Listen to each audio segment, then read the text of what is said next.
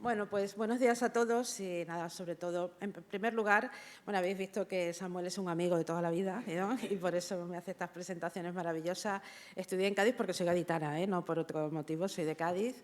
Luego ya me fui a Madrid, bueno, he estado por el mundo y ahora, pues los últimos años estoy aquí en Barcelona y encantada de estar en Barcelona, por supuesto, en Cataluña.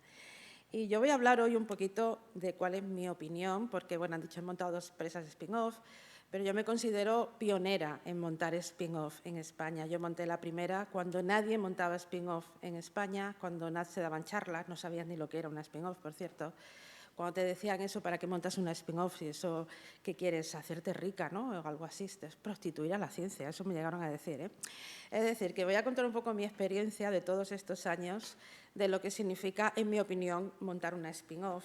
A lo mejor es un poco polémico, pero esto me va a gustar, así luego lo podemos discutir luego cuando acabe la charla, ¿no? Bueno, me quiero presentar un poco porque esto de por qué montas spin-off, por qué te estás tan interesada en la transferencia. Yo tengo que decir que todo empezó cuando estaba haciendo la tesis doctoral. Yo hacía la tesis, aunque he estudiado químicas, pero hice una tesis en microelectrónica en el Centro Nacional de Microelectrónica en Madrid. Y cuando estaba haciendo la tesis, a ver qué hacíamos en aquella época, estamos hablando del año 92, ¿no? Todos queríamos publicar, ¿no? Porque aquí todos estábamos obsesionados con publicar nuestros papers y lo único que querías era publicar, ¿no? Y, bueno, el director de mi instituto me dijo, mira, vamos a publicar un paper de estos de divulgación, atención, que tampoco se hacía nada de divulgación, ¿no? Porque para qué le ibas a contar a la gente que no iban a entender nada. Bueno, publiqué un paper de divulgación científica sobre lo que yo hacía, unos sensores de gases, unos primeros biosensores, ¿no? Y resulta que al día siguiente de publicar ese artículo se me presentó la empresa tabacalera, se presentó aquí en el instituto, que querían hablar conmigo y que les interesaba mucho mi trabajo y que quería que trabajara para ellos. Así que el último año de mi tesis me lo pasé trabajando para tabacalera. Por cierto, yo no he fumado nunca, odio el tabaco, odio tal, y me tuve que pasar un año analizando humos de tabacos. Cuento como anécdota que en el año 92 viene Tabacalera, en aquel momento, si os acordáis, era una gran multinacional, ¿no? Una de las principales empresas del país. Y resulta que llega al laboratorio, quiere trabajar contigo, a nadie se le ocurrió ni que teníamos que haber patentado esos sensores, a nadie, por supuesto, eso no existía antes, a nadie se le ocurrió que en una empresa vamos a firmar un contrato industrial, ¿no? Nada, ¿por qué? Porque viene una empresa, bueno, en fin, fíjate qué importantes son, ¿no? Y trabajas de gratis y para ellos y les haces todo. Y, por cierto, no lo puse en mi tesis, porque ¿cómo vas a poner algo de una empresa en una tesis? Eso va a quedar fatal, eso no es científico. Bueno, pero a partir de ahí, a mí, lo que sí quizás se te enciende la luz y ves que de pronto estás haciendo una tesis que le interesa a una gran multinacional, que estás haciendo algo que tú te crees que solo sirve ir buscando, ¿no? A ver cuántos papers puedo publicar. Y, sin embargo, te das cuenta de pronto de que tiene una cierta utilidad, ¿vale? Que en este caso era para controlar el contenido de amoníaco que producía, ¿no? la composición del tabaco, pero bueno, le interesa a una gran empresa, ¿no? Entonces yo creo que a partir de ahí ya fue fue cuando te cambia el foco y te cambia la orientación. Y yo desde entonces siempre, bueno, he pensado en paper, pero nunca ha sido mi preocupación principal y siempre he pensado más en hacer dispositivos, en hacer algo que sirva para algo y que sirva para la sociedad, ¿no? Bueno, tengo que decir que después me fui al postdoc, lo de siempre, ¿no? Vuelvo, tal, ya empiezo a montar mi grupo y en el año 2001 consigo este primer contrato con una empresa, no voy a dar el nombre. Solo diré que estaba involucrado en la OTAN, el Ministerio de Defensa, una empresa extraña, guerra bioterrorista. Bueno, todo acabó en un juicio, gané el juicio, por cierto. No os voy a contar porque esto dará para unas copas, si queréis, pero tengo un libro, yo he escrito un libro que se llama Una científica saltando vallas, plataforma editorial, ahí cuento lo que pasó en esta desgracia de historia que acabó en este juicio, muy interesante de contar. Bueno, luego con unas cervezas en la comida también os lo puedo contar. Bueno, es que es muy largo, ¿eh? Vale, después de todo aquello, uno aprende lo que es un contrato con una empresa, aprende lo que es proteger tu propiedad intelectual, aprende lo que es el conocimiento que generas en un laboratorio, ¿no? Y como veis, yo voy aquí a base de golpes, ¿eh? O sea, yo he ido aprendiendo a base de golpes, que a veces como se aprende mejor, ¿no? En la vida, desgraciadamente. En el año 2004 montó Sensia, fue uno de los... los contaré luego un poquito más de detalle. En tan solo 2 años ya estábamos en el mercado. 2004 a 2006 ya tenemos un aparato en el mercado. Veis aquí, esto no sé si lo veis, lo podéis ver en grande. mis becarias, yo estaba en Estados Unidos, como siempre, viajando, y esto fue presentación en el Palacio de la Moncloa, el famoso Plan Ingenio 2010. Veis aquí a Zapatero, que le intentaban explicar cómo funcionaba esto y miraba para el cielo, ¿no? Porque creo que no era capaz de seguir, ¿no? Toda la ciencia que había en el dispositivo. En el 2009 se lo vendimos a la cooperativa Mondragón, podemos considerar un caso de éxito. Yo fui, digamos, afortunada porque fui seleccionada por el programa de transferencia de tecnología de la Fundación Botín. Solo 26 investigadores han sido seleccionados en España y esto es como el sueño de un científico, porque esto es así. Te llaman por teléfono y te dicen, soy el director de la Oficina de Transferencia de Tecnología de la Fundación Botín, la hemos seleccionado, le voy a dar más de un millón, empezamos por 1 millón. De ahí para arriba, en aquella época, estamos hablando de 2007, no me tienen ni que presentar proyectos, ni presentar informe, ni justificar, ni nada. O sea, 5 años y te doy todo el dinero que tú quieras con tal de que hagas transferencia de tecnología. El sueño de un científico. La verdad, esta ha sido, creo que, la mejor época de mi vida, no tener que pensar en conseguir, venga, vaya a escribir el plan nacional, ahora un proyecto europeo, y venga, ¿no? Y no te los dan, y venga a luchar. Bueno, y gracias a eso, pues, fui desarrollando, en este caso lo contaré también luego, esta otra empresa, Biot, que con unos compañeros he tenido numerosos contratos con muchísimas empresas, sobre todo en el país, con Cepsa, Promas, Biomedal, y ahora mismo pues estoy intentando montar, iba a decir mi última empresa, eso espero, me gustaría jubilarme también algún día, ¿no? Y ver si podemos llevar al mercado lo último que estamos haciendo. Pero para empezar mi historia y para contarlo todo, yo quiero contaros primero la historia de Theranos. No sé si conocéis esta desgraciada historia, ¿no? Quizás muchos la conozcáis, ¿verdad? Todos sabéis que esto es una empresa del Silicon Valley, precisamente en el área en que yo trabajo, que es el diagnóstico clínico descentralizado. Como sabéis, esta empresa comenzó en el año 2003 con esta persona, vamos a llamarla, ¿no? O señor, o no sé cómo llamarla, este personaje mejor, ¿no? Elizabeth Holmes, ¿no? Qué importante, dejó la carrera en primero de Ingeniería Química en Stanford University, en primero. ¿Y por qué la dejó? Porque dijo, tengo una idea, atención a esto, tengo una idea única, maravillosa y tal, y voy a montar una empresa. Bueno, pues allí que lo consiguió. ¿Y cuál era su idea? Bueno, pues su idea era que ella prometió que podía hacer un diagnóstico usando tan solo 1 gota o 2 gotas de sangre, hacer un diagnóstico muy preciso, muy fiable. Incluso llegó a prometer que podía medir 200 analitos al mismo tiempo. Como sabéis, a día de hoy todavía seguimos sacándonos mililitros de sangre y mandándolos a un laboratorio centralizado. Pero ella prometió que tenía esta idea, que tenía una tecnología secreta, que por cierto nadie vio nunca, nadie vio ni nadie, no había paper, no tenía formación, era una persona que si ya en primero de carrera dejas la carrera no tienes ninguna formación. Pues ella prometió que iba a hacer no solamente el nanotainer que le llamó, que es digamos el botecito donde conseguían con unas nanoagujas sacar la sangre del paciente, sino también todo un instrumento, el Edison, donde pues hacía todo este procesado de forma automatizada. Y como digo, prometía estos análisis fiables de 200 analitos. Claro, si tú vas presentando esto te lo compra todo el mundo, ¿no? Porque, evidentemente, si tú dices yo voy a proporcionar un análisis de sangre más simple, más barato, más completo de lo que ya existe. Además, su plan era, me alío con grandes compañías en Estados Unidos, como Walgreens, Safeway, expansión nacional, lo pongo en todas partes, la gente allí se saca la gota y se hace el análisis, e incluso pues, puedes innovar y puedes pensar en muchas otras patologías a las que llegar, ¿no? Esto, evidentemente, te haces tu canvas análisis, ¿no?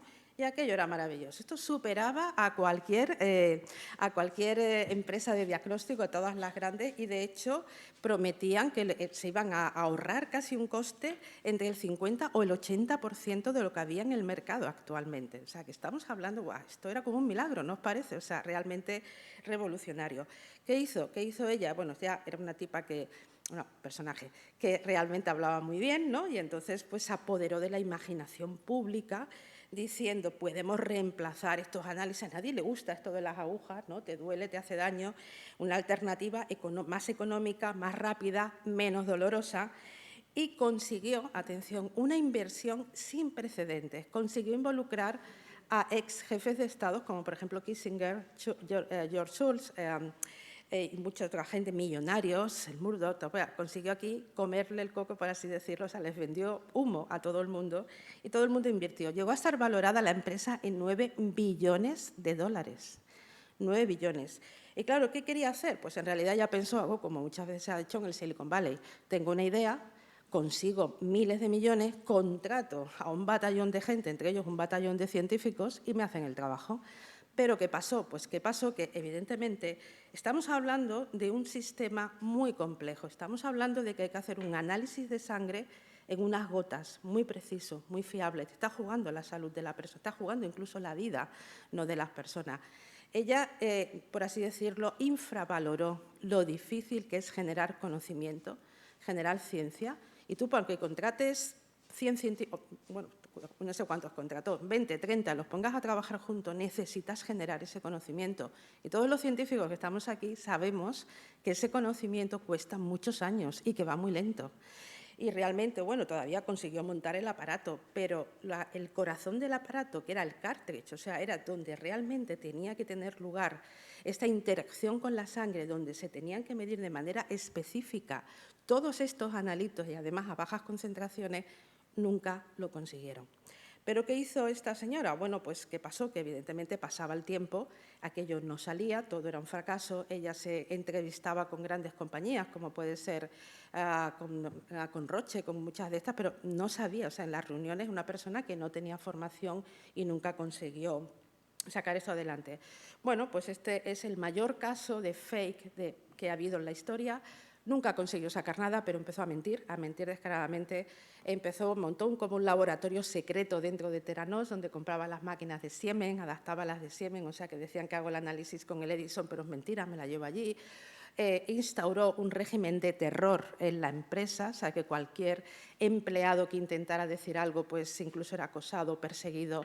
O sea, realmente, bueno, yo os invito a que veáis alguno de los documentales, leáis los libros, pero como sabéis es el mayor caso de fraude que ha existido en nuestro campo, en el campo científico, por así decirlo, de la innovación. Ella llegó a estar incluso, como veis aquí, en la lista Forbes de las personas más ricas del mundo. Bueno, realmente os aconsejo que leáis la historia con detenimiento. Como sabéis, ha sido condenada recientemente, ya está en la cárcel esta señora y sus allegados, pero os recomiendo que leáis el libro Bad Blood de John Carreyrou, porque lo que pasó es que algunos de sus empleados empezaron a mandar mensajes anónimos al Wall Street Journal diciendo que todo era mentira, porque ya estaban dando análisis falsos a la gente. O sea, llegaron hasta ese nivel de mentira y a ese nivel de manipulación, de dar análisis falsos. Algunos médicos ya empezaron a denunciar que aquí pasaba algo, estaban dando análisis, incluso hay gente que se podía morir, ¿no?, porque estaban dando unos análisis falsos, lo cual conllevaba también a unos tratamientos que eran erróneos. Y bueno, todo ha sido algo espectacular, yo os aconsejo que lo veáis y que veáis esto. Hay una serie muy buena que acaban de lanzar Disney Plus, que es el Dropout. Dropout en inglés es la persona que deja la carrera. Os lo aconsejo que lo veáis, sobre todo los que somos científicos, porque entendemos más, ¿no?, de cómo se construye el conocimiento y cómo se genera el conocimiento científico, para que veáis. Bueno, pues os cuento todo esto porque, en mi opinión, cuando se monta una empresa, una spin-off, hay dos aproximaciones, ¿no? O sea, que los nanotecnólogos utilizamos esta expresión del top-down y el bottom-up. Y entonces, bueno, pues hay la aproximación top-down. En español sería como empezar la casa por el tejado, pero bueno. Entonces, esto es lo que hacemos. Vamos, tengo una idea excepcional, ¿no?, como esta, ¿no? Tengo una idea excepcional. Claramente, conseguir algo que te haga un análisis en una gota de sangre es excepcional, ¿no? Pero ¿qué pasa? Que apenas la he desarrollado y tengo muy pocos resultados en el laboratorio. Hombre, tengo alguno, aquello parece que funciona, tengo unos cuantos resultados, validados ninguno, por supuesto, ¿para qué lo vas a validar, no? O bien tengo algunos resultados buenos, pero mi plan de negocios infravalora completamente la dificultad de la tecnología y de su transferencia a la industria. Es decir, lo único que mira es como lo de fuera. Claro, si todos miramos las aplicaciones que puede tener medir una gotita de sangre, ¿no?, pues, hombre, todos vemos que la parafernalia de fuera es increíble. Pero si no tienes la tecnología o el corazón, si eso no te funciona bien, pues la parafernalia está muy bien, pero lo de dentro te falla, ¿no? Y esto es empezar la casa por el tejado. Entonces, mucha gente pues monta una spin-off para desarrollar mi idea. Esto, señores, lo que hacen, a mi opinión, más del 95% de las spin-off que tenemos ahora mismo en España. Prácticamente el 95% han seguido este modelo que, en mi opinión, es totalmente erróneo. Porque lo único que estás montando no es una spin-off, sino un grupo de investigación donde consigues dinero, donde consigues recursos para hacer la ciencia y para desarrollar la tecnología, pero eso no es una spin-off. Yo prefiero la aproximación bottom-up, es decir, empezamos desde abajo, poquito a poco, tengo una idea, pero viene seguida de una tecnología excepcional. Una tecnología que ha sido muy desarrollada, pero mucho, en el laboratorio y que además está validada. Validada me refiero, por ejemplo, en el caso de diagnóstico clínico, donde yo me muevo, validada con muestras, con muchas muestras de pacientes y validada con las técnicas estándar que tú utilizas en los laboratorios, ¿no? Entonces, una vez que tengo esta tecnología muy desarrollada, todos mis resultados muy validados, pues aquí puedo montar una spin-off y aún así tienes muchas probabilidades de hundirte, ¿eh? No vayas a pensar que porque tengo una tecnología maravillosa aquello va a salir adelante. Bueno, esta es la aproximación que yo pienso que es la mejor, la que recomiendo y la que sigo, pero como digo, también algo que podemos discutir al final de mi charla, yo sigo pensando el 95% de las spin-off que existen a día de hoy en nuestro país siguen esta aproximación top-down, ¿no? Que pienso que es errónea. Bueno, ¿y esto por qué es? Porque, claro, estamos hablando ahora todo el día de innovación, ¿verdad? A que todos nos piden proyectos innovadores y hacer innovación, pero la investigación no es igual a la innovación. La investigación consume recursos, muchos, ¿verdad? Todos lo sabemos, muchísimos recursos, y genera conocimiento. Y la innovación consume ese conocimiento y genera esos recursos. Esto hay que tenerlo muy claro. ¿Cuál es la diferencia entre las dos cosas? Porque ahora mismo estamos todos a innovar, a innovar. Bueno, podemos innovar cuando generamos el conocimiento, pero el conocimiento y la ciencia básica y la ciencia de base, la ciencia tecnológica, ciencia aplicada, tenemos que seguir produciéndola. Así que, por favor, hay que tener un poco de diferencia entre estos dos conceptos, investigación e innovación. Muy bien, yo os voy a contar un poco lo que yo hago, porque está muy relacionado con Theranos. De hecho, a mí la historia de Theranos, a todos los que trabajamos, ¿no?, en este campo del diagnóstico clínico descentralizado, nos hizo mucho daño. Porque, claro, todo el mundo decía, ¡guau!, lo que hacéis no funciona, ¿no? Porque ya se ha demostrado que todo era fake, todo era mentira, ¿no? Y realmente hizo mucho daño, porque está claro que lo que Theranos identificó, como identificaba yo o todos los que trabajamos en el campo, es que a día de hoy en el diagnóstico clínico, incluso medioambiental, cualquier tipo de diagnóstico, lo tenemos resuelto, tenemos unas técnicas impresionantes en nuestros laboratorios, ¿no? De todo tipo, ¿no? Pero, ¿qué le pasa a todas estas técnicas diagnósticas? Bueno, que son técnicas lentas, muchas de ellas son caras, que tú tienes que ir todavía, ¿no? Tenemos que ir al laboratorio de análisis o al hospital a que nos saquen cuántos mililitros de sangre y a veces tardan unas horas en el mejor de los casos, pero dependiendo del atasco que tengan, te pueden tardar hasta días o semanas en darte los resultados, ¿no? Necesitas técnicos, si te hacen una colonoscopia o te hacen un TAC o te hacen una resonancia, tú necesitas técnicos especializados que lo hagan, necesitas una preparación, ¿no? Es decir, que las noticias, a ver, quiero ser positiva, tenemos unas técnicas de diagnósticos excelentes, excelentes, pero todo está centralizado. ¿Qué pasó en la COVID? ¿Os acordáis, no? En la COVID al principio lo que pasó es que la única manera de saber quién estaba infectado era mediante una PCR. Pero ¿qué pasó? Que la PCR, vale, se hace en 2 o 3 horas. Pero cuando había que analizar a toda la población mundial con una PCR, las colas llegaron a ser de horas y horas. ¿Os acordáis de eso, no? De que incluso un resultado de una PCR empezaron a tardar hasta una semana en darte el resultado, saber si estabas infectado o no, y mientras aquí infectando a todo el mundo, ¿no? Y todo eso, el problema fue de este diagnóstico centralizado, ¿no? De hecho, otro de los grandes problemas que hubo en la pandemia, si os acordáis también, el Centro Europeo del Cáncer ha cuantificado que más de 1 millón de personas han muerto de cáncer como consecuencia de la pandemia porque no pudieron ir a hacerse ni un simple análisis. No pudieron acudir al médico de cabecera, no pudieron acudir al hospital, no se les hicieron los análisis y cuando les hicieron los análisis ya eran demasiado tarde y más de 1 millón de personas han muerto como un efecto colateral de la pandemia y todo debido a este diagnóstico centralizado. Pues bien, está claro que este diagnóstico todos lo queremos descentralizar, de aquí viene la famosa gota de sangre, ¿no?, en la cual pues todos lo que queremos es desarrollar este dispositivo que llamamos point of care, o sea, un dispositivo de bolsillo que tú puedas poner una gota, pero estamos hablando de una gota de sangre, una gota de orina, una lágrima, una gota de saliva, y te haga un diagnóstico muy fiable en cuestión de tan solo unos segundos y unos minutos. Imaginaros, por ejemplo, si nuestros compañeros, los médicos en la UCI, ¿no?, pudieran hacer estos análisis a pie de cama, pues podían estar midiendo continuamente a los pacientes sin necesidad de mandar las muestras al laboratorio o microbiología tal, y esperar a veces, incluso como os digo, semanas, horas, semanas o días a que te den los resultados. Y eso si tienes la suerte de estar en una gran ciudad como Barcelona, como te pille en la España vaciada, ¿no? Iba a decir, pues ahí ya, de aquí a que te den el resultado, la mayor parte de la gente ya se ha muerto, ¿no? Bueno, esto evidentemente pues, es una revolución, este tipo de dispositivos. Quizás habéis visto, ¿no? Mucha gente que ya lleva este círculo blanco, sabéis que esto es el primer biosensor de glucosa implantable. Lo habéis visto, ¿no? A gente en la playa o en las piscinas, sabéis que esto es un biosensor, tiene unas agujas que están pinchando continuamente y están midiendo el nivel de glucosa, que ahora mismo ya te lo da la aplicación en el móvil, tú ya sabes cuál es tu nivel de glucosa todo el tiempo, ¿no? Y bueno, esto es un poco lo que yo trabajo y también la idea que tenía Theranos. Vamos a descentralizar el diagnóstico, vamos a conseguir hacer diagnósticos de todo tipo de enfermedades, todo tipo de diagnóstico de una manera muchísimo más rápida y más fiable, pero igual de fiable, pero rápida y en cualquier escenario.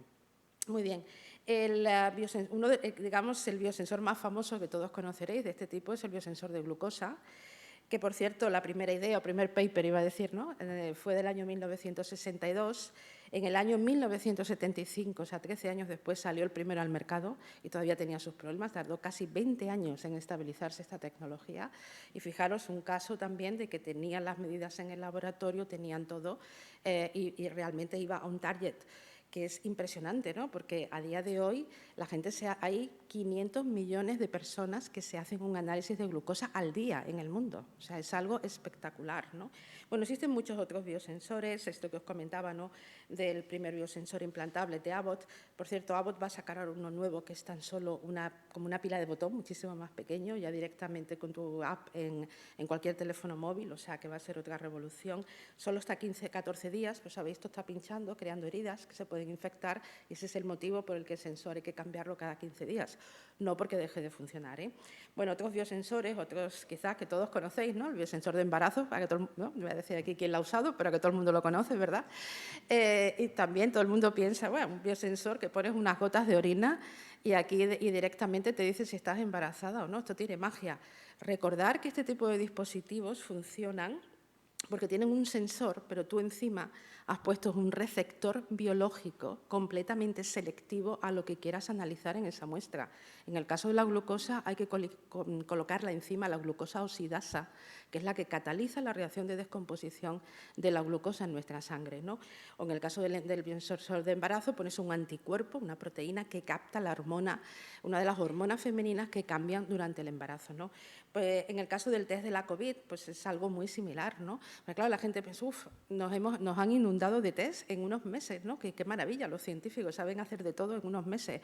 En realidad no es así, esta tecnología, esto que se llama el lateral flow, esto se había desarrollado muchísimo antes, hacía muchísimos años que se había desarrollado y se pudo adaptar rápidamente al test de la COVID. Otro caso de que el conocimiento se había generado mucho antes. Era una tecnología, el conocimiento, una tecnología bien establecida y lo único que haces es adaptarla rápidamente a otra patología. Si no, nunca hubiéramos tenido estos test tan rápido en cuestión de meses, bueno, unos cuantos, casi fueron 6 o 8 meses, que inundaron el mercado y ayudaron tanto en el manejo de la pandemia. Muy bien, bueno, este tipo de tecnologías, que la voy a usar como ejemplo de contaros lo que yo hago, ¿no? La puedes utilizar en cualquier lugar. Evidentemente, siempre estamos pensando en el diagnóstico clínico. Los humanos siempre, ¿no? Las personas estamos más preocupadas por nuestra salud, ¿no? Y, por lo tanto, siempre estamos pensando en cómo mejorar nuestros sistemas de diagnóstico. Recordar que el diagnóstico es siempre el primer paso en medicina. Tú no puedes poner un tratamiento, no puedes hacer nada si no tienes un buen diagnóstico, pero incluso cuando te dan el tratamiento, tienes que seguir haciendo este diagnóstico para ver si el tratamiento es efectivo o no. Pero, evidentemente, también sirve para en muchos otros campos, ¿no? Por ejemplo, en el control medioambiental. Es algo que tú puedes utilizar un biosensor, una de esas tecnologías point of care, para ir a la playa y antes de bañarte pones unas gotitas del agua y ves si está contaminada, ¿no? Con la E. coli o cualquier... Sí, esto es posible hacer con este tipo de tecnología, el agua que te vas a beber. Nosotros también analizamos incluso los pesticidas, ¿no?, que pueda haber en la fruta, en la verdura, en todo lo que vayas a tomarte. Hemos trabajado en proyectos donde ponemos los sensores en alta mar, dentro de una boya, de tal manera que puedan estar midiendo de manera casi continua cuando hay contaminantes y cuando hay que dar una voz de alarma. Es decir, hablamos de una tecnología espectacular, ¿no?, con un mercado global que ahora mismo en 2021 está cifrado en 25 billones de dólares, pero que después de la pandemia está teniendo un crecimiento espectacular. Se ha visto que el diagnóstico hay que descentralizarlo y, por lo tanto, tenemos ahora una expansión impresionante en este campo. Bueno, pues como os contaba, yo trabajo en este área, en el diagnóstico, siempre he trabajado en este área del diagnóstico clínico medioambiental. ¿Y cómo empecé toda esta historia de por qué monto una empresa, ¿no? Os voy a contar que en el año 2001, una primera convocatoria en serio en este país, de proyectos nacionales público-privados, los famosos, se llamaron P4, ¿no? ¿Te acordarás, no, Ángel? Sí.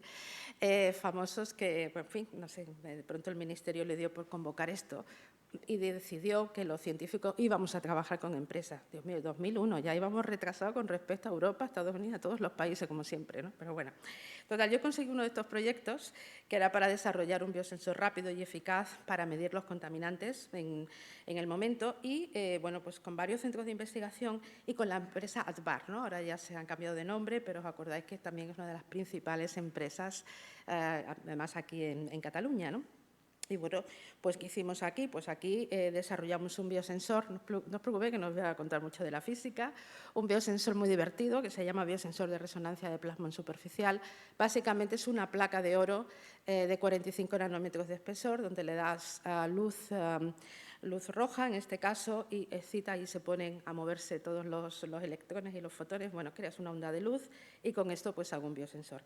Ya sé que os suena chino, pero la resonancia de plasmón es lo que veis en las catedrales, en las famosas vidrieras de las catedrales de la Edad Media. A que cuando veis a estas catedrales os quedáis maravillados, ¿no?, con los colores de las vidrieras, ¿verdad? No sé si habéis pensado que, a ver, si estas vidrieras estuvieran pintadas con pigmentos vegetales, ¿no?, esto ya se hubiera degradado al cabo de tantísimos años.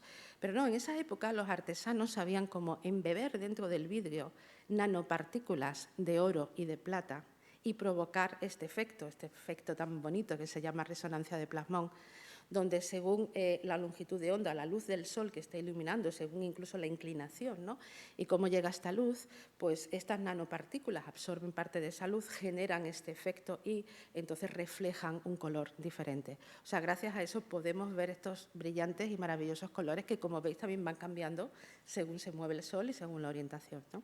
Esto también se ve en la famosa copa de Licurgo, ¿no?, esta que está en el British Museum. Es una copa del siglo IV después de Cristo y un día que la estaban limpiando, pues alguien tenía una luz cerca y de pronto vio que la copa le cambiaba de color, se quedaron alucinados, ¿no? ¿Qué pasa aquí? Esto es magia.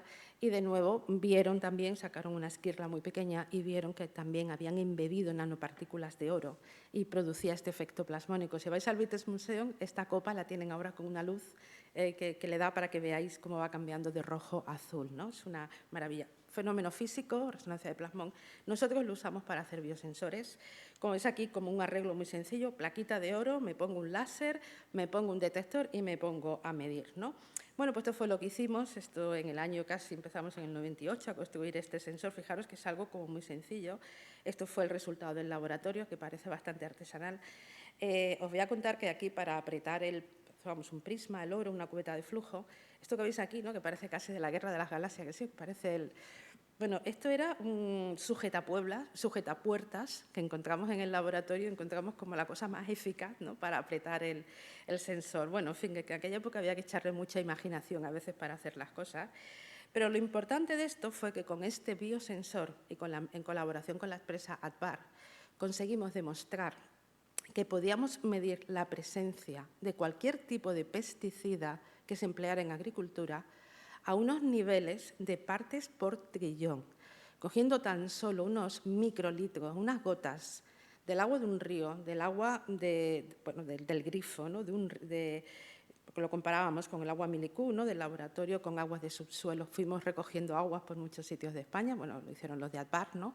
Todo esto fue en mi laboratorio y lo que vimos es que cogimos pesticidas de las 3 grandes familias que se utilizan los agricultores, ¿no?, y vimos que podíamos detectar, estas son moléculas pequeñas enanas, y sin embargo vimos que las podíamos detectar directamente con nuestro biosensor sin ningún problema a estos niveles de partes por trillón. Incluso superábamos los límites que decía mejorábamos los límites que decía la Unión Europea que podían tener esas verduras o esas frutas o lo que pueda haber de restos en el agua, ¿no?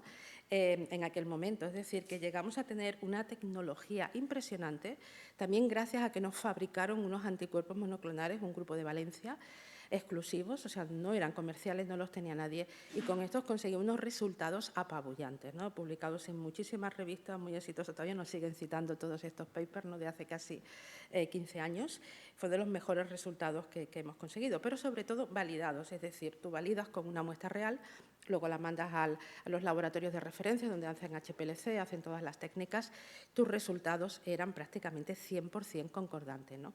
Entonces aquí nos encontramos, vale, tengo una tecnología estupenda, ¿no?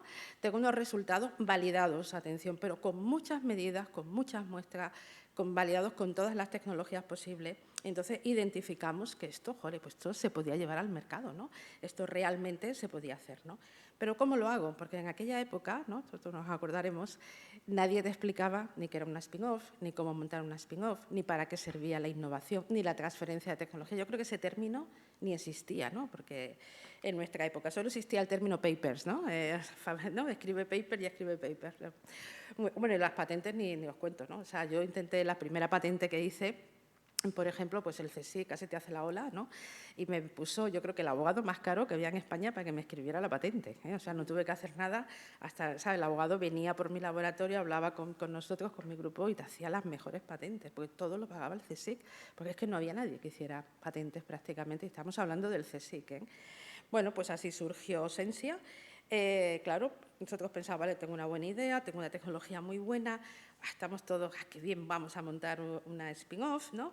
A pesar de que en mi centro, en mi instituto me decía, esto es prostituir a la ciencia, montar una empresa, pero bueno, ¿vale? Pero, ¿qué necesitas? Necesitas dinero, mucho dinero, ¿no? Y sobre todo lo que necesitas es un equipo de expertos en negocios que monten la empresa, no tú. No el científico de turno. Necesitas un equipo de expertos. ¿Cómo lo hicimos nosotros? Bueno, pues nosotros nos aliamos con Genetrix. Genetrix en aquel momento era una spin-off que montó Cristina Garmendia, que como recordaréis posteriormente fue ministra de Ciencia en España. Ella la había comenzado en el 2001, llegó a ser uno de los mayores holding biotecnológicos que ha tenido España.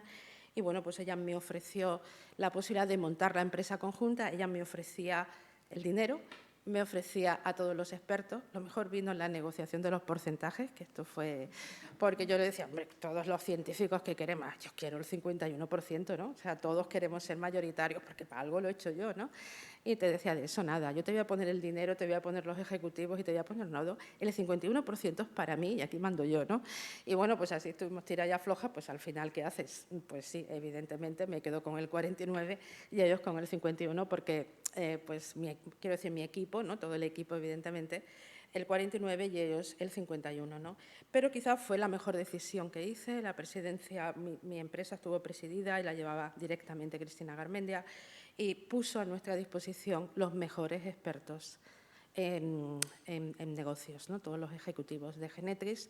Contratamos un CEO de muy alto nivel, una persona formada, con un doctorado, formada en el campo, que venía de fuera, un CTO, o sea, realmente pues, se capta un equipo muy bueno. Y bueno, pues aquí nos pusimos muy entusiastas a ya mejorar el primer prototipo que estaba en mi laboratorio para sacarlo al mercado. Conseguimos muchísimas ayudas públicas, pero una de las cosas, uno de los requerimientos de Genetrix, que siempre tenía dinero, o sea, que siempre nos ponía todo el dinero que hiciera falta, no se admitió ningún socio más en la empresa. No se admitió a ningún business angel, no se admitió nada, o sea, se negó en redondo. Mucha gente llamó a la puerta, mucha gente decía que quería invertir, pero la respuesta fue no, esto es un negocio de Genetrix, se queda dentro de Genetrix. O sea, que también aquí tuvimos esa suerte, ¿no?, de que no hubiera estos inversores agresivos, ¿no?, que luego quieren enseguida pues, ganar dinero, y evidentemente esto nos permitió pues, trabajar mucho más cómodamente, ¿no?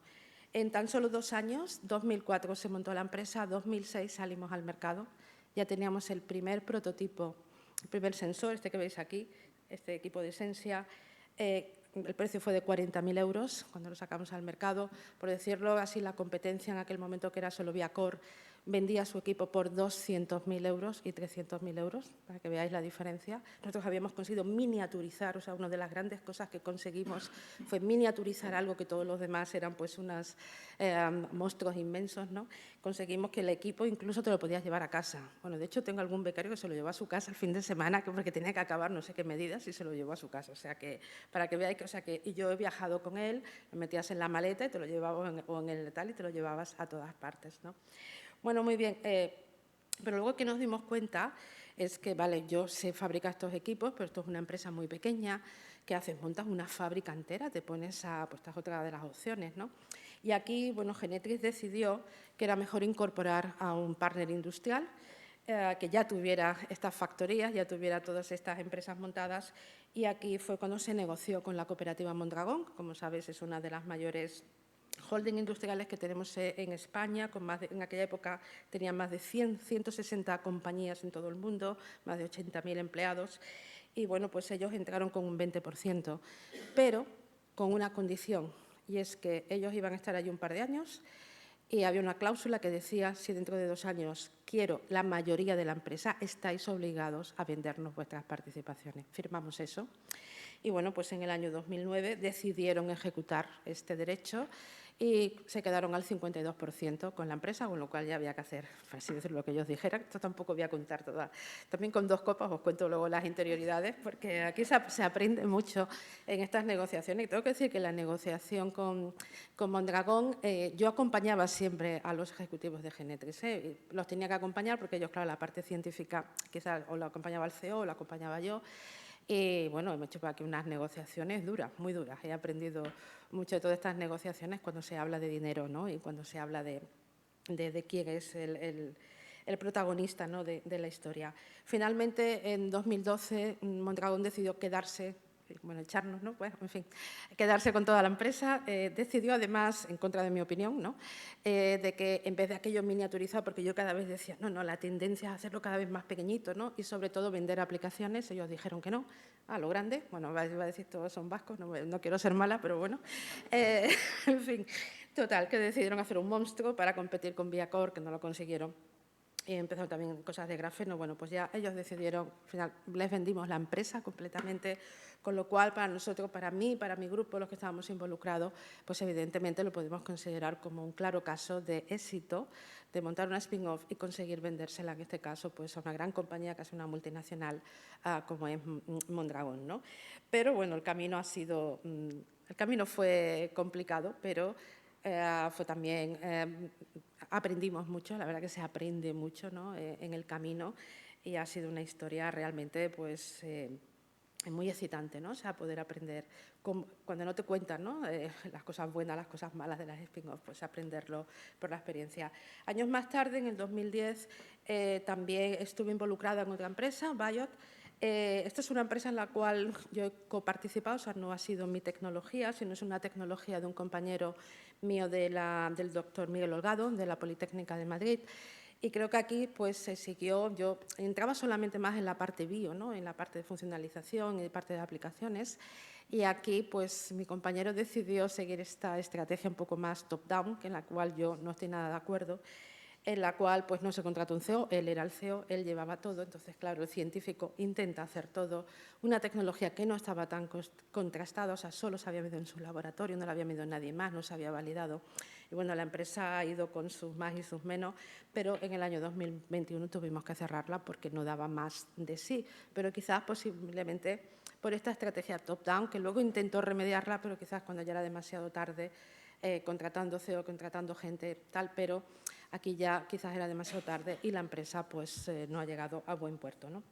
Bueno, yo a lo largo de todos estos años, y sobre todo gracias, me vine aquí a Cataluña y gracias a la ayuda de la Fundación Botín, de esta transferencia, pues he desarrollado muchas otras tecnologías. En especial tengo una, no os lo cuento, basada en microchips, que es una tecnología única en el mundo, con unos niveles de sensibilidad impresionantes, ¿no? Podemos llegar a medir presencia de sustancias a nivel atomolar incluso. O sea, digamos que tenemos sensibilidad que te puedes medir incluso cuando el paciente tiene una única bacteria, le está infectando. O sea, podemos llegar a ese nivel de sensibilidad en un único paso de reacción, en un único paso de medida. Y nosotros lo que hacemos en mi grupo, quizás lo que hemos aprendido de todos estos años, ¿no?, es a montarnos plataformas completas. O sea, no son solamente setups de laboratorio, sino que siempre intentamos acabar, como este que veis aquí, uno de nuestros últimos aparatos, pues son biosensores completos que integran la parte óptica. Yo trabajo en biosensores ópticos, láseres detectores, electrónica, software, absolutamente todo. Intentamos desarrollar casi un prototipo precomercial y medir con él en el laboratorio y validarlo completamente. Y esta es siempre nuestra obsesión antes de pensar en una transferencia. Lo que comentaba antes de los secretos industriales, yo me he pasado muchos años haciendo patentes. Esto daría para otra charla. En mi opinión, las patentes tienen muchas ventajas, pero también tienen muchos inconvenientes. El principal inconveniente es que son carísimas de mantener. Llega un momento a los 18 meses que pasan a PCT, las universidades se niegan a mantenerlas, CSIC se niega a mantenerlas, es muchísimo dinero. Te dicen, no, la tienes que transferir, pero bueno, es que transferirse a una empresa no es solo la patente, ¿no? Tienes que transferir el conocimiento. O sea, al final muchas de las patentes se acaban muriendo, gran cantidad de ellas, porque es un dineral. Cuando además intentas expandirlas o que te las aprueben en otros países, especialmente países como China, aquí los litigios que puedes tener con esta gente, porque te las intentan tumbar siempre, es impresionante. Entonces empiezas a pagar abogados y abogados y abogados. O sea, el coste es monumental, ¿no? Pero además, a los 18 meses, tú tienes que hacer pública la patente. Cualquiera te la puede copiar, digan lo que digan, porque es imposible casi protegerla en todo el mundo. Y cualquiera puede hacer una pequeña modificación, ¿no?, que ya sabemos de qué país hablamos, y entonces, pues realmente, ¿no?, pues te quedas sin nada.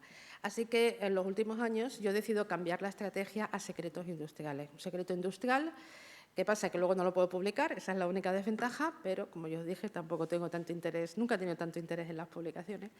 Te vas al notario, lo firmas y lo dejas allí y tú puedes demostrar que esto ha sido tuyo y que tú has hecho ese trabajo, ¿no? Entonces ahora pues prefiero, por cierto son solo 300 €, así que prefiero, siempre que no tengáis que publicar, yo os recomiendo seguir esta estrategia de secretos industriales y no contar a nadie cómo estáis haciendo las cosas, ¿no?, para protegeros.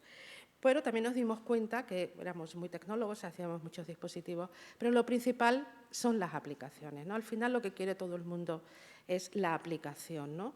Y la aplicación, bueno, pues hemos desarrollado muchísimas aplicaciones, tanto en medio ambiente como en clínica, ahora os contaré algunas muy rápido, pero sobre todo nuestra obsesión siempre ha sido, yo me hago una aplicación, pero la demuestro siempre en la muestra del paciente, en orina, en sero, en plasma, en lágrimas, en lo que sea, pero la aplicación, claro, porque en el laboratorio todo es fantástico, ¿verdad? Cuando uno tiene las condiciones controladas, en PBs, bueno, todo es maravilloso, me salen unos resultados que no veas.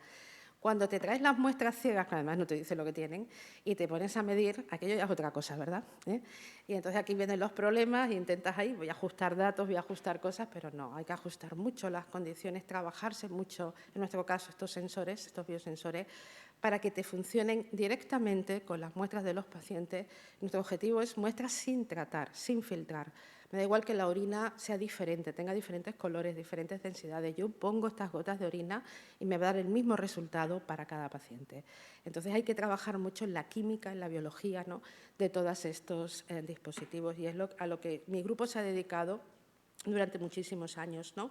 Entonces la idea siempre es esa, vamos a ver si somos capaces de hacer estos dispositivos, donde la idea sería, yo tengo el biochip preparado, ¿no?, para cualquier patología, imagínate un proceso de cáncer, un proceso de infección, un proceso de alergia, ¿no?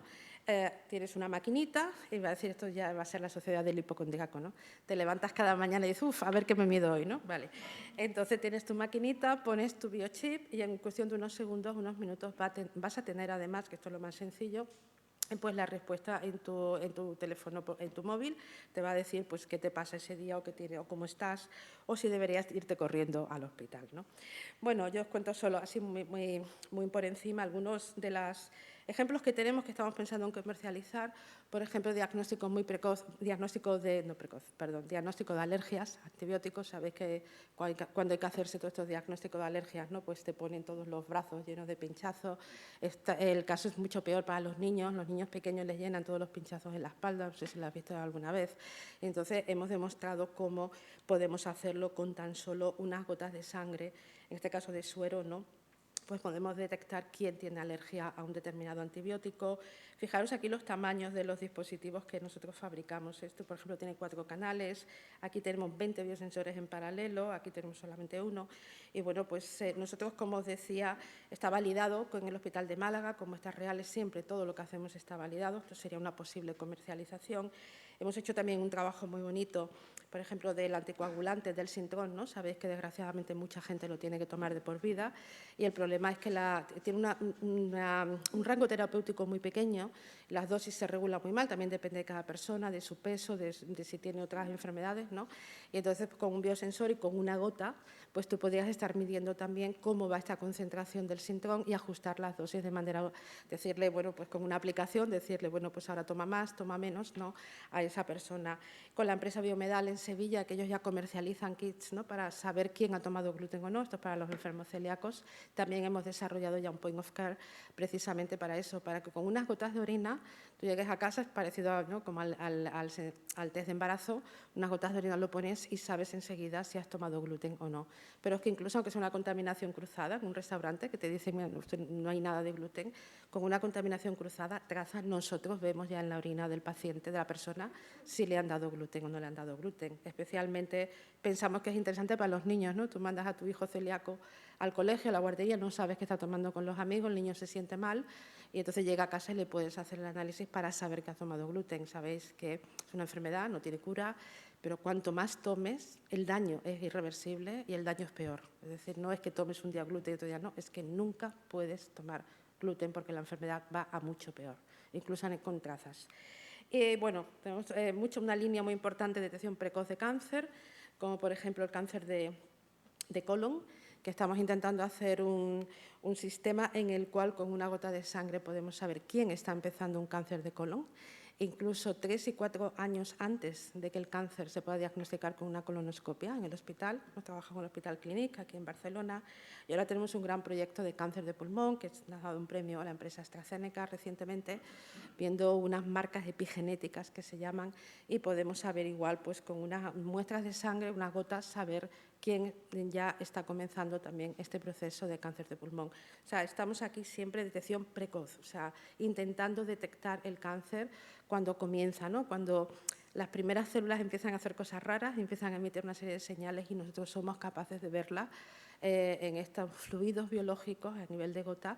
Claro, es que esto para el paciente no es nada, o sea, tú realmente no vas a notar nada, solo vas a poner unas gotas, ¿no? De tu orina o unas gotas de tu sangre, ¿no? Y vas a tener este análisis. Bueno, ahora mismo estamos trabajando sobre todo en diagnóstico de infecciones. No os quiero asustar, pero como sabéis, las infecciones es lo que llamamos la pandemia silenciosa, es peor que la del COVID. Las predicciones ya son que para el año 2050, ¿no? Lo voy a poner en grande, para el año 2050 se espera que la gente que muera por infecciones y sobre todo por bacterias resistentes, ¿no? Aquí las superbacterias que se llaman, ya van a superar el cáncer. Es decir, que en el año 2050 las previsiones son que cada 5 segundos va a morir una persona en el mundo debido a una infección resistente. Y aquí el problema que hay es que tenemos, de nuevo, técnicas muy buenas en nuestros hospitales para detectarlo, pero a veces tardan hasta 10 días en decirte, uno, qué bacteria se está infectando, segundo, cuál es el perfil de resistencia a antibióticos de esa bacteria. Y, por cierto, ya han empezado a aparecer bacterias en el mundo que resisten a todos los antibióticos que tenemos.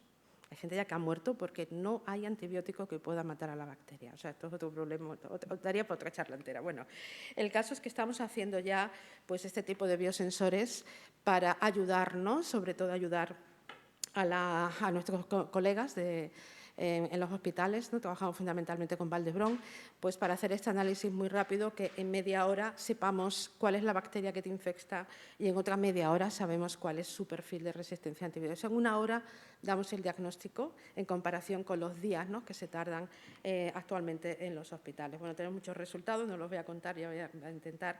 Tenemos un gran proyecto ahora mismo de líneas estratégicas precisamente para eso. Uno, para detectar el tipo de bacteria. Dos, detectar su nivel de resistencia a los antibióticos, y luego tenemos otro biochip en el cual, una vez que le das el antibiótico, lo conectamos con el catéter del paciente, en este caso en la unidad de cuidados intensivos, y vamos viendo cuál es la concentración, cómo va esa concentración del antibiótico en sangre.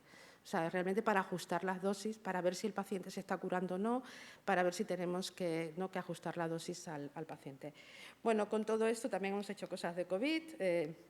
Me lo voy a saltar, también tenemos resultados muy buenos en todos los test de COVID.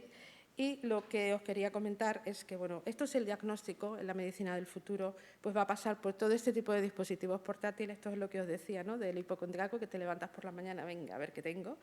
Y nosotros ahora mismo, pues después de los buenos resultados que tenemos, que os he enseñado muchos, ¿no?, pues estamos intentando montar una nueva empresa. De momento le hemos puesto el nombre de Heroica Diagnostic, ya veremos si se lo cambiamos. Y la idea es esta, es hacer el concepto que llamamos máquina Nespresso, ¿no? O sea, yo tengo mi máquina lo más pequeña posible y ahora me voy a hacer todas las cápsulas, ¿no?, iba a decir diferentes sabores, no diferentes aplicaciones.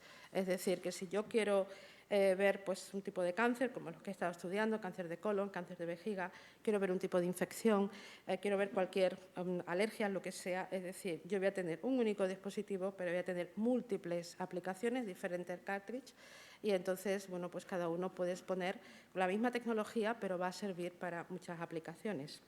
Bueno, creo que esto, espero haberos convencido, ¿no?, de que la aproximación bottom-up es quizás la mejor aproximación que se puede seguir. De verdad, yo sigo pensando, bueno, esto lo podemos discutir luego, ¿no?, en la discusión, quizás hay mucha gente que está en desacuerdo conmigo, pero yo sigo pensando que la top-down está no condenada al fracaso al 100%, pero en un altísimo porcentaje. Así que, por favor, pensar antes de montar una empresa si lo que yo he desarrollado, si está bien desarrollado, si tengo una tecnología potente, si la tecnología funciona bien, si está validada, lleguemos al paso final antes de pensar en montar una empresa, ¿no?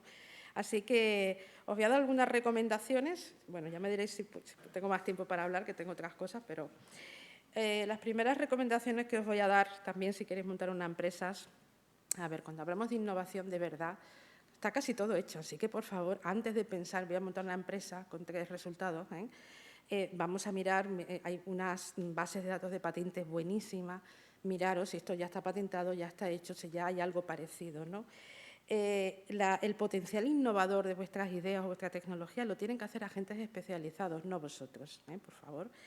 Y volvemos a lo mismo, una idea excelente científica, Nobel, o sea, lo que queráis, eso no significa que va a ser un producto, no va a ser un buen producto que realmente se pueda conseguir de ahí, ¿no? Recuerdo en una reunión que vi a un grupo de, creo que era de aquí, de la Politécnica de Cataluña, que acaban de montar una empresa, una spin-off, para vender un aparato que hacía una serie de medidas de caracterización impresionantes, desde luego. Pero yo pensaba, pero este aparato, si esto lo van a usar 4 gatos, ¿no? O sea, no sé por qué montan una empresa. Y les pregunté que cuál era su mercado potencial. Y me dijeron que, bueno, que pensaban que se lo podrían vender a 3 grupos en España. Yo, no sé, nunca entendí la lógica de montar una spin-off para venderle a 3 grupos, ¿no? O sea, y el mercado potencial que van a tener, incluso a nivel europeo y tal, es que no iba a ser mayor que eso, ¿no? Pero bueno, así que, por favor, hay que saber muy bien, o sea, que una cosa es la ciencia y otra cosa es el mercado, ¿no? Así, el primer error, esto lo que hace todo el mundo, venga, el equipo de la spin-off, venga, los investigadores, que como servimos para todos, ¿verdad? Como servimos para hacer ciencia, para pedir proyectos, para justificar proyectos, ¿no? Para dar conferencias, servimos para todo, también servimos para montar una empresa, aunque no tengamos ni idea, por muchos cursos que te hagas, porque ahora hay cursos para todo, ¿no? Cursos de tal, bueno, por favor, no, esto no, o sea, hay que dejar a los expertos, hay que dejar a la gente que sabe hacer negocios, ¿no? El segundo error, yo también lo cometí cuando monté la primera, es el ver los porcentajes de participación, porque claro, cuando estamos en un grupo todos somos amigos, nos llevamos bien, ¿no? Y tú dices, pues este becario, ese tal, lo voy a poner porque ha hecho tal, ¿no? Y ahora nos ponemos todo el grupo, ¿no? Y esto realmente puede llegar a ser un problema, y un problema muy grave en una spin-off. O sea, hay que ver realmente, cuantificar, ¿no? ¿Quién va a contribuir? ¿Quién está contribuyendo? ¿Quién va a poder contribuir? No hagamos esto de 50-50, venga, ¿no? Esto que yo intenté hacer cuando os dije, cuando os monté la primera empresa, me dijeron que tú. Bueno, pues esto, de verdad, tener mucho cuidado, porque cuando se monta una empresa, luego deshacerse de los socios casi imposible, y esto puede llegar, a veces digo, a ver, no hay divorcio, ¿eh? En las empresas. Cuando te casas hay divorcio, todavía hay solución, pero en las empresas a veces no hay divorcio, así que cuidadito. Luego, el tercer error es que la inversión económica, de verdad, estamos siempre hablando, si son tecnologías innovadoras, tecnologías puntas, estamos hablando de muchos, muchos millones de euros.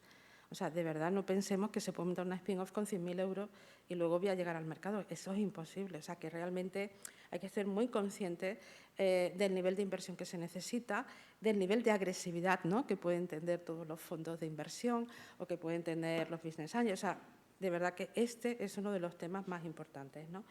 El cuarto error es pensar, mezclar mi tecnología, que en el laboratorio va a funcionar estupendamente, con un producto comercial. Esto ya lo he comentado antes, pero de verdad tenerlo presente, que a lo mejor no le interesa a nadie, ¿no?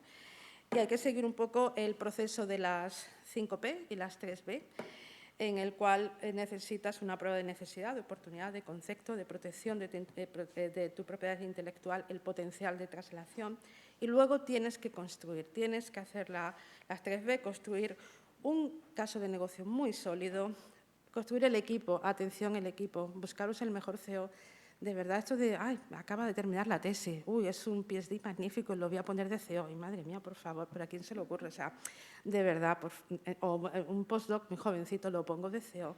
Pero bueno, bueno, en fin, igual luego discutimos. Hay que construir una compañía, hay que construir una empresa, no una spin-off académica, como ya le llamamos spin-off académica para divertirnos, ¿vale? Así, y también hay que pensar en el mercado, ¿no? Realmente, ¿qué problema estoy resolviendo? ¿Estoy aportando algo? ¿Realmente estoy creando valor? ¿No? O sea, todo esto hay que preguntárselo. Ya voy a acabar, pero sí, acabo ya, porque tenía también, si la siguiente que iba a contaros es, ¿realmente merece la pena innovar en España? Ya nos cortamos las venas, ¿no?, con esto. Pero bueno, ya para terminar, solo, esto es que el otro día vi esta gráfica, digo, la tengo que poner. Fijaros el presupuesto que tenemos en este país, presupuesto de investigación, comparado el Barcelona, o sea, el que está al lado es el CSIC, o sea, hasta el Fútbol Club Barcelona tiene más presupuesto que cualquiera de los centros de las OPIs de este país, ¿no? El Real Madrid comparado con el INTA, el Instituto de Salud Carlos III no llega ni al Atlético de Madrid, bueno, en fin, el CIEMAT no llega ni al Sevilla, bueno, en fin, que aquí es triste, ¿verdad? Pero fijaros en otros países, por ejemplo, Francia, fijaros cómo se compara el presupuesto del CNRS en comparación con el Paris Saint-Germain. Es que no sé de fútbol, pero bueno, fijaros las diferencias, nuestros equipos y nuestros equipos, ¿no? Esto ya no sé si hablar de la sociedad que tenemos, igual pasa en Alemania, fijaros, el Max Planck, el Helmut, bueno, fijaros, ¿no? Que es deprimente, realmente deprimente, ¿no? O sea, casi te dice, bueno, pues no hagamos ciencia, vamos a hacer fútbol.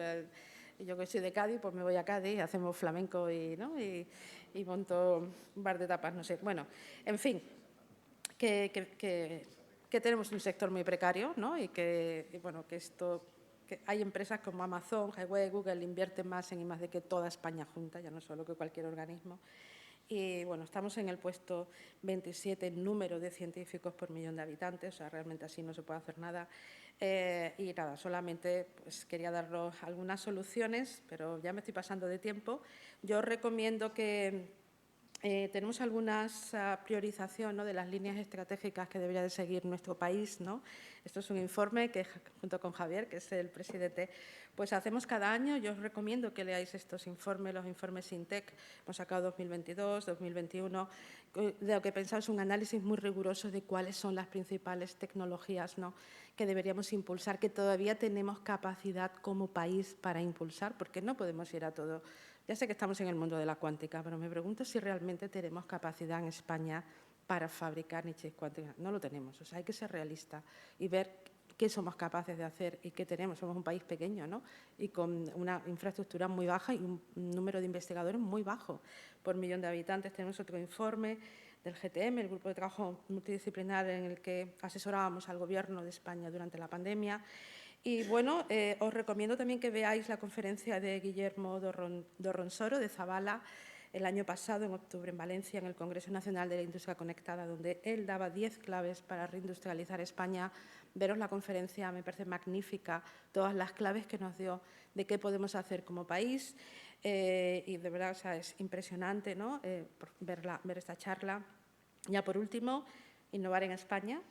España necesita con urgencia una reindustrialización basada en el conocimiento y la innovación y no solo en el turismo.